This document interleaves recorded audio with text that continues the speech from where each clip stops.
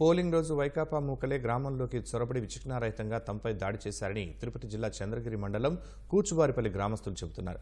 తెలుగుదేశం సానుభూతి పరులు కావడంతో మోహిత్ రెడ్డి తన అనుచరులతో కలిసి తమపై దాడికి దిగారని ఆరోపించారు. కానీ దాడి చేసిన వైకాపా మూకలపై కాకుండా తెలుగుదేశం శ్రేణులపై కేసులు పెట్టడం ఏంటని ప్రశ్నించారు. పూర్తిస్థాయి ఆధారాలు తాము సిట్కి ఇస్తామన్న గ్రామస్తుడు మురళి వివరాలను పరిశీలించి అసలైన నిందితులని అరెస్టు చేయాలని డిమాండ్ చేశారు.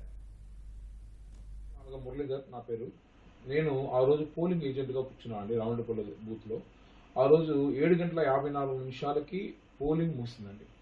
తర్వాత పోలింగ్ వీప్యాట్స్ కానీ కంట్రోల్ యూనిట్స్ కానీ ప్యాక్ చేయడం, పోలింగ్ ఏజెంట్ యొక్క సంతకాలు తీసుకోవడం, పోలింగ్ సిబ్బంది చేసినటువంటి ఆ మొత్తం పనులు 8:40 ముగిసాయండి.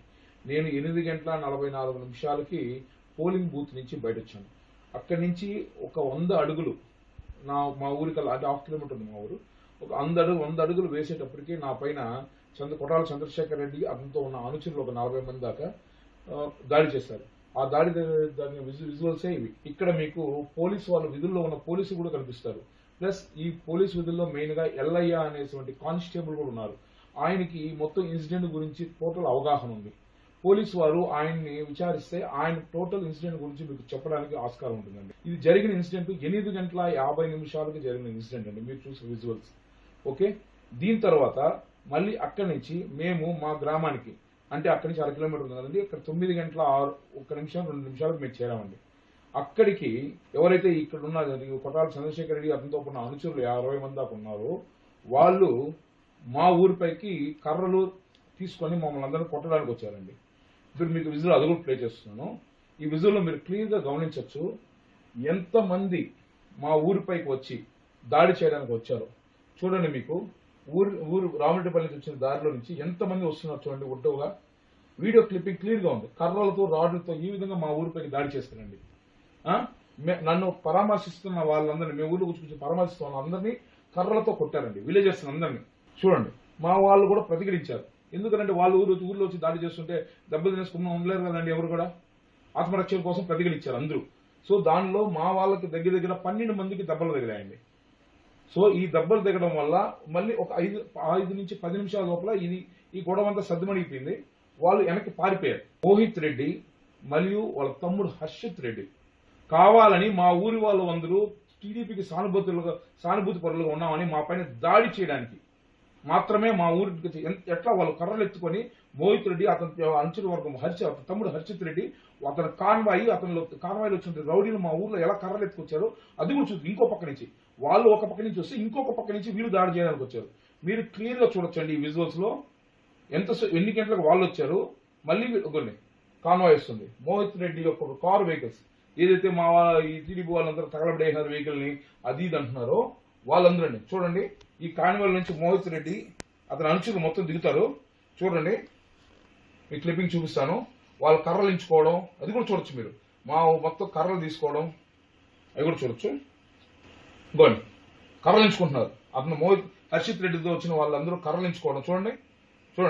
కర్రలు ఎత్తుకొని హర్షిత్ రెడ్డితో పాటు మా ఊరిపైకి అతను గన్ మ్యాన్స్ కూడా అతనితో ఉన్నారు. టైం కావాలంటే చూడొచ్చండి మీరు. 9:12 టైమింగ్ అండి. ఇది మా ఊరు ఎంట్రన్స్ లో ఉన్నటువంటి సీసీ కెమెరా ఫుటేజ్ అండి. ఇది మీకు పూర్తి ఫుటేజ్ కూడా మేము ఇస్తాం. దీంట్లో ఇంకా చాలా విషయాలు ఉన్నాయి. ఎందుకంటే మేము హాస్పిటల్కి వెళ్ళింది ఆ ఫుటేజెస్ కూడా ఉన్నాయండి. మేము దెబ్బలు తగిలిన వాళ్ళు 9:20 హాస్పిటల్, రోయ్ హాస్పిటల్కి ప్లస్ నారావారిపల్లి హాస్పిటల్కి మేము వాళ్ళ దాన్ని తగలబెట్టామని చెప్తున్నారండి. వాళ్ళంతా వాళ్ళు ఇల్లు తగలబెట్టాము, నేను, నా భార్య ప్లస్ ఇంకా వనజ అనే అమ్మాయి, ఇంకా వీళ్ళ పేర్లు అని చెప్పి వీళ్ళంతా తగలబెట్టేశారు, మా కారు తగలబెట్టారని వాళ్ళు అబద్ధం చెప్తున్నారు మొత్తం. ఏంటండి ఇది ఈ విధంగా వస్తారా ఓటింగ్ సర్వర్ని చెక్ చేయడానికి 9:30 పడుకునే టైంలో ఈ విధంగా జరిగిందండి. ఈ అపోహలు ఏంటంటే మేమే వాళ్ళని ఇల్లు కాల్చేసామని, ఈ విధంగా జరిగిందని ఎన్ని తప్పుడు అన్ని వాళ్ళు సృష్టిస్తున్నారు. మీకు మళ్ళీ వాళ్ళ మా దగ్గర కొన్ని పేర్లు కూడా ఉన్నాయండి. ఆ పేర్లు కూడా మీకు విజువల్ పెడతాను చూడండి. చంద్రశేఖర్ రెడ్డి దగ్గర నుంచి పద్మజ వాళ్ళ అమ్మ నాన్న ప్లస్ మౌనిష్ రెడ్డి, సాయి, రంగంపేట, వినోద్, ఈ విధంగా చాలా మంది ఉన్నారండి. 30 మంది. ఆ విజువల్స్ లో ఎవరైతే ఉన్నారో నాగేంద్ర రెడ్డి రామరెడ్డిపల్లి నుంచి, గౌతమ్ రెడ్డి బంగారపల్లి, గౌతమ్ అనంతరం బంగారపల్లి, దినేష్ అనంతరం రంగంపేట, దిలీప్ అనంతరం రంగంపేట, ఈ విధంగా ఉన్న వాళ్ళ పేర్లన్నీ ఉన్నాయండి. ఇంకా వాళ్ళు ఐడెంటిఫై చేయలేకపోతున్నాం మేము. ఎందుకంటే ఎవరెవరో బయటికి నుంచి పిలిపించారు. వీళ్ళందరికీ ఎందుకంటే మా ఊర్లో పని ఎలక్షన్ టైంలో వీళ్ళందరూ రంగంపేట నుంచి వీళ్ళ నుంచి ఎవరిని పిలిపించింది కొట్టాల చంద్రశేఖర్ రెడ్డి అని అతను పిలిపించి కావాలని గలాట్లు లేపి మమ్మల్ని కొట్టి అందరూ మా ఊళ్ళో చాలా మంది సాఫ్ట్వేర్ ఇంజనీర్స్ ఉన్నారండి. వాళ్ళందరూ ఉద్యోగానికి పోకుండా చేయాలని వాళ్ళందరూ కొట్టి వాళ్ళపైన కేసులు పెట్టారండి. వాళ్ళందరూ భయభ్రాంతులై కూర్చోన్నారు. ఏమంటే వాళ్ళు కేసు ఇచ్చారు, అన్ని ఎఫ్ఐఆర్ ఫైల్ చేశారు. అసలు ఈ మోహిత్ రెడ్డి యొక్క గన్మ్యాన్ ఉన్నాడు చూసారా, 2 గన్మ్యాన్లు మొత్తం అబద్ధాలు చెప్తున్నారండి. వాళ్ళు వచ్చిన 9 గంటల 12 నిమిషాలకు పూర్తి వీడియో ఫుటేజ్ క్లియర్ గా ఉంది. వాళ్ళు మరి 8 గంటలకు వచ్చారంటే ఓడి సర్వర్ చెక్ చేయడానికి. అప్పుడు మేము వాళ్ళు దాడి చేసి వాళ్ళ లోపలేసి అబద్ధాలు చెప్తున్నాండి. వాళ్ళపైన ఎందుకు యాక్షన్ తీసుకోవట్లేదు పోలీసు వాళ్ళు? ఉన్నాయండి వీడియో ఫుటేజెస్ మొత్తం ఇస్తామండి. మా ఊరికి వస్తారు సిట్ అధికారులు, మేము ప్రతి ఒక్కరికి ఇస్తాం వీడియో ఫుటేజెస్. ఇవన్నీ చూడండి, చూసిన తర్వాత మా పైన కేసులు పెట్టండి. మా పైన కేసులు పెట్టి మా అందరూ లొంగిపోమని మేము ఏదో తీవ్రవాదులు అయినట్టు. సో దీన్ని సిట్ అధికారులు ప్లస్ పోలీసు వారు, జిల్లా యంత్రాంగం ప్లస్ ఎలక్షన్ కమిషన్ దీన్ని ఫుటేజెస్ తీసుకొని 10 సంవత్సరాల్లో అతను చేసిన దారుణాలు, కొట్టాల చంద్రశేఖర్ రెడ్డి చేసిన దారుణాల వల్ల అతని పైన కడుపు మంటతో వచ్చిన కాల్చిన వాళ్ళు ఉంటారండి. అది ఎప్పుడు కాల్చింది కూడా 10 గంటల 45 నిమిషాల తర్వాత జరిగిందండి. ఎవరు దాన్ని మా ఊరు వాళ్ళైతే కాల్చలేదు. అతనితో 12 సంవత్సరాలు ఉన్న అతనిపై చిల్లి గలాడు కూడా లేదు. అతనే 12 ఇంతకుముందు ఇదే విధంగా బయట ఊరు వాళ్ళు తీసుకొచ్చి మా పైన 3 సార్లు దాడి చేస్తున్నాడు. అయినా ఎప్పుడు అతని పల్లెత్తి మాట అనింది లేదు మేమంతా. ఇది కరెక్ట్ కాదండి. పోలీసు వారు కూడా దీనికి పూర్తి గమనించి ఈ సంఘటనలో ఎవరెవరు బాధ్యులు ఉన్నారో వాళ్ళపైన యాక్షన్ తీసుకోవాలి. లేని వాళ్ళపైన వాళ్ళ పేరు రాయి చేసినారని వాళ్ళని అరెస్ట్ చేయడం, వాళ్ళపైన కేసు వేయడం, వాళ్ళపైన ఎఫ్ఐఆర్ చేయడం తగదండి. ఫస్ట్ ప్రాథమిక విచారణ చేయండి. చేసి వీళ్ళు ఉన్నారా ఫోటో ఎవిడెన్స్ ఏదో తప్పకుండా మాకు తప్పకుండా మా వాట్సాప్ పెట్టండి, మేము వచ్చి లొంగిపోతాం. ఇది కరెక్ట్ కాదండి. మొత్తం ఏదో వాళ్ళ పేర్లు ఇచ్చేసారు, మీరు అరెస్ట్ అయిపోవాలని మమ్మల్ని భయప్రాంతులు మాత్రం గురి చేయొద్దండి. మేము ఇంతమంది ఫోటో ఎవిడెన్స్ ఇస్తున్నాం, వీళ్ళందరినీ అరెస్ట్ చేయండి. వాళ్ళ దగ్గర ఫోటో ఎవిడెన్స్ చూపించండి, మేము వచ్చి వాళ్ళు లొంగిపోతాం.